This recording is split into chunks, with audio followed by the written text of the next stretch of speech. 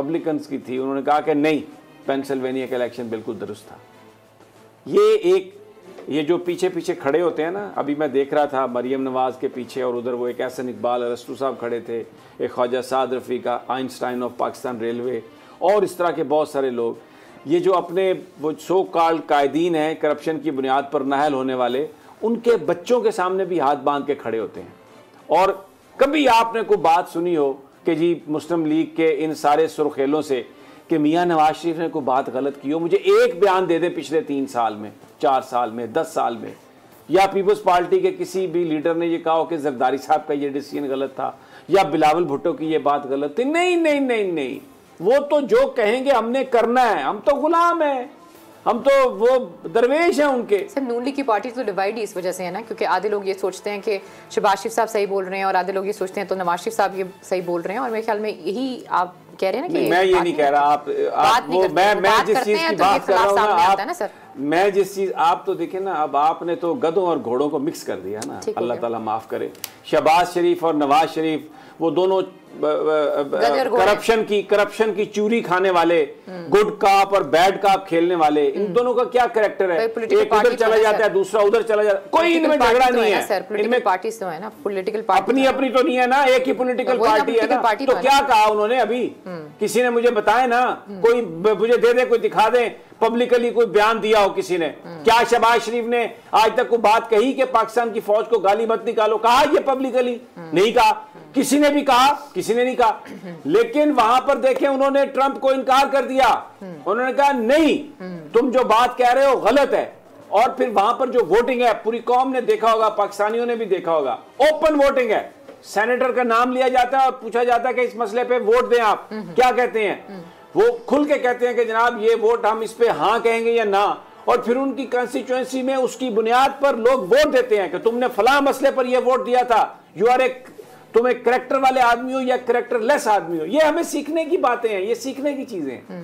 वो सारे सिस्टम में हमें ये सीखना चाहिए। अल्लाह ताला इन लीडर्स को जो इस वक्त हमारे ऊपर मुसल्लत हैं, कोई उनमें इतनी गैरत दे, इतनी ताकत दे कि वो कम से कम अपनी लीडरशिप को ये तो बता सकें कि सही क्या है, गलत क्या है। ये तो वो मैं आपको क्या अर्ज करूं कि इन्होंने 18वीं तरमीम क्या है कि जनाब आप अपने लीडर के खिलाफ अगर नो कॉन्फिडेंस देंगे तो आपकी सीट चली जाएगी।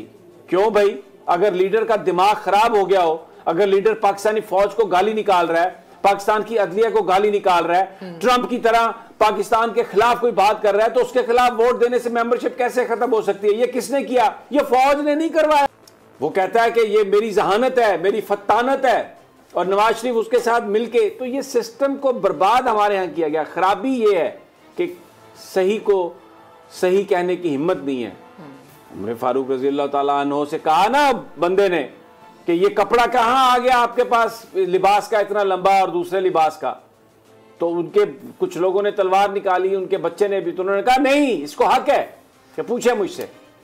ये अकदार तो हमारी ये है कि जहां पर आपको बात करना है, सही बात को एंडोर्स करना है और गलत बात को आपने कहना है कि आप गलत कर रहे हैं, अदरवाइज तो मामला नहीं होगा। तो ये इसलिए बावजूद तमाम कबाहतों के, साजिशों के, थोड़ा करैक्टर है उनमें, इसलिए वो आपको कौम नजर आती है खड़ी हुई। और आज आपने क्या देखा यहाँ पर? मैं माफी चाहता हूँ, मैं ज्यादा ही बोल रहा हूँ, लेकिन मैं थोड़ा सा एक मिनट और लूंगा, फिर आप लोग बात कर लीजिएगा कि आप मुझे ये बताएं, ये करैक्टर है अपोजिशन का? इमरान खान साहब की तो बाद में करते हैं बात कि उन्होंने भी वो भी पता नहीं किससे एडवाइस ले रहे हैं कि उन्होंने कहा जी मैं नहीं जाऊंगा वहाँ पे कोयटा में। लेकिन आप मुझे बताइए कि ये जो सारे लीडर वहाँ पर पहुँच गए, अगर जाके वहाँ पर कोई नॉन पॉलिटिकल गुफ्तगू करते, उनसे जाके ये कहते कि हम आ गए हैं, आपके गम में शरीक हैं, आइए मिलकर इन रुखसत होने वालों को हम दफनाते हैं और फिर मिलकर हुकूमत से बात करेंगे। वो वहाँ पर क्या कह रहे हैं जाके? वो मरियम नवाज अपना दुख मार रही है। बेहिस आदमी से एक बेटी कह रही थी, मरियम नवाज साहबा जिस वक्त मॉडल टाउन में कत्ल हो रहे थे तब आपकी हिस्स कहां थी? वो जिस बच्ची को मारा, उसकी मां को मारा, तो फिर वो बेहिस कौन था? बेहिस वजीर आजम वो आपका वालिद था। वो बेहिस वजीर आला कौन था? वो आपका चाचा था। और वो बेहिस वजीर कानून कौन था जिसके साथ आज आप कोयटा गई हैं? राना सनाउल्लाह था। उन्होंने 12 लोगों को कुरान उनके हाथ में थे। ये तो दहशतगर्दी के शिकार लोग हैं, इनको हुकूमत ने तो नहीं मारा। और वहां पे बिलावल भुट्टो भी क्या कह रहे हैं जाके, मैं कहता हूं आज कोई शर्म नहीं किसी को आई, कोई हया नहीं है। यानी अब हालत बैंकरप्सी, मॉरल बैंकरप्सी इतनी हो गई है कि लाशों पर सियासत करते हैं आप, लोगों के जख्मों को। भाई ये वाकया अफसोसनाक है, ऐसा नहीं होना चाहिए। लेकिन उसको इतना पॉलिटिसाइज करना इस तरीके से, अपोजिशन वाले जो लोग हैं, चले जिन लोगों के बच्चे गए हैं वो गमज़दा हैं, इस फैसले पर भी बात हो सकती है कि ये क्या बात है, लोग तो मरते हैं, अल्लाह ताला बचाए, हर जगह ये आफत है। लेकिन इस पर भी बात हो सकती है कि क्या ये सही तरीका है। मैयतों की बेहुरमती नहीं करनी चाहिए, चाहे वो कुछ भी हो। आपके पास पूरा इख्तियार होता है, आप झगड़ा कर सकते हैं, आप दफनाने के बाद भी सड़क ब्लॉक कर सकते हैं, मैयतों को मत रखें। अल्लाह के नबी का इरशाद है कि जितनी जल्दी हो आप उनको दफना दें। एहतजाज से आपको कोई नहीं रोक रहा। आपने धरने दिए, आप धरने बाद में भी दे सकते हैं, आप जनाजा करवाते उसके बाद आप धरना दे देते, तो वो एक और बात होती। लेकिन आप इन लोगों को वेलकम कर रहे हैं वहां पर, और वहां पर वो तकरीरें कर रहे हैं, आप इजाजत दे रहे हैं उनको कि आपकी लाशों पर वो सियासत करें। ये कहां की ये कैसा एहतजाज है, ये तो मुझे समझ नहीं आ रही। और दूसरी तरफ वजीर आजम साहब, भाई आप फादरली फिगर हैं, वाकया हुआ वहां पर आपको जाना चाहिए, आप पता नहीं किसकी एडवाइस ले रहे हैं। कभी ये खबर आती है किसी हुकूमती से बात करें कि जी वो तो फिर ये एक रीत बन जाएगी कि हर जगह जाना पड़े। भाई आपको जाना चाहिए हर जगह, अगर ऐसा वाकयात होते हैं उस वक्त तक जब तक ये वाकयात रुक ना जाए। ये वजीर आजम साहब का ये फैसला कि मैंने वहां पे नहीं जाना, मैं समझता हूं गलत है। और जिन लोगों ने उनको एडवाइस दी है, मैं कहूंगा कि दे आर इडियट्स, ये इडियट्स की एडवाइस है। प्राइम मिनिस्टर साहब को जाना चाहिए, उनके जख्मों पर मरहम रखना चाहिए।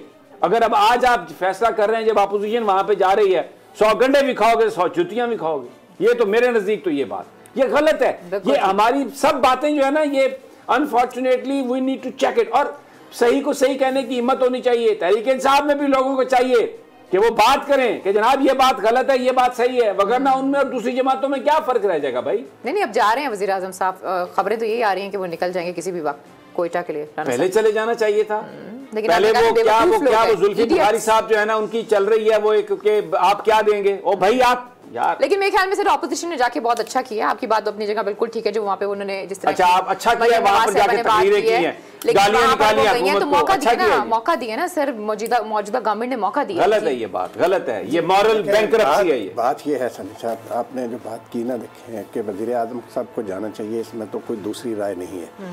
वज़ीर आज़म साहब को जाना चाहिए, पहले दिन ही चले जाते अच्छा था। लेकिन बात यह है कि अभी हम जो बात समी साहब ने बात की अमेरिका के इलेक्शन के हवाले से, सदर के, कि सेनेट के 97 में से 92 लोगों ने वोट दिया, और उनमें अक्सरियत रिपब्लिकन्स की थी जिन्होंने ट्रंप के मौक़िफ़ के ख़िलाफ़ वोट दिया। लेकिन यहाँ पे जमहूरियत किसका नाम है? यहाँ पे तो पार्लियामेंट में किसी मसले पर बहस ही नहीं करानी चाहिए। जब आप अपनी पार्टी के खिलाफ बात नहीं कर सकते, ज़मीर के मुताबिक अरकाने पार्लियामेंट बात नहीं कर सकते, तो वो क्या आपने उनको अपनी पार्टियों के गुलाम बना के रखा हुआ है? जमहूरियत तो ये है कि हर एक को आज़ादी इज़हार राय हो। आप अरकाने पार्लियामेंट से आज़ादी इज़हार राय छीन रहे हैं और इसको कहते हैं कि जी ये फ्लोर क्रॉसिंग हो जाएगी, फलां हो जाएगी। भाई आप वोट का मकसद ही ये होता है कि हर कोई अपने ज़मीर के मुताबिक फैसला करे। लेकिन अब ये जो शान कोयटा है अलीना, ये देखें, इस वाक़े से चंद दिन पहले FC के 7 जवानों को भी शहीद किया गया बलोचिस्तान में। और वो दहशतगर्दों ने, जिन दहशतगर्दों ने इन मासूम लोगों को शहीद किया, उन्होंने ही FC के उन जवानों को भी शहीद किया जो पाकिस्तान में बदअमनी फैला रहे हैं, भारत के एजेंट जो हैं। लेकिन हो रहा है कि ये जो समी साहब की, मैं उस बात से 100% इत्तेफाक करता हूँ कि लाश की बेहुरमती किसी सूरत नहीं होनी चाहिए। बिल्कुल नहीं होनी। कितनी तकलीफ में होंगे राना साहब अगर मेरी बात सुने, उनको भी इस चीज़ का अंदाजा है कि मेरी बात सुने ना, मेरी बात सुने। बात ये है कि ये जो मरियम नवाज को आज तक तौफीक नहीं हुई कि उस बच्ची के सर पर लाहौर में जाकर हाथ रखती जिसकी मां को मॉडल टाउन में शहीद किया गया, गोलियां मार मार कर, हामला खातून को शहीद किया गया।